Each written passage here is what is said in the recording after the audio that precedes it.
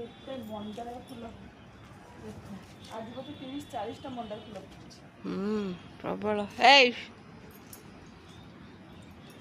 30-40ଟା ଖାଲି ମନ୍ଦାର ଫୁଲ ଆଉ ସେପଟା ରହିଯାଇଥିବା ରହି ତୋଳିବି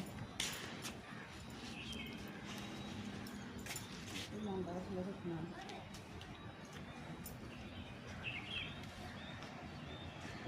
ଆଉ ତୋଳନା କ'ଣ ହବ ଆଉ ଏତେ ରବିବାର ଆଜି ଖାଲି ଯା ଆମ ଠାକୁର ପୂଜା ହେବେ।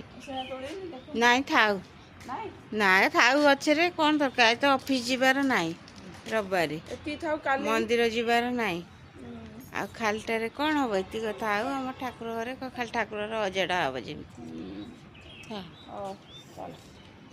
ପଳେଇବା ଚାଲୁ ଏବେ ଦେ ନା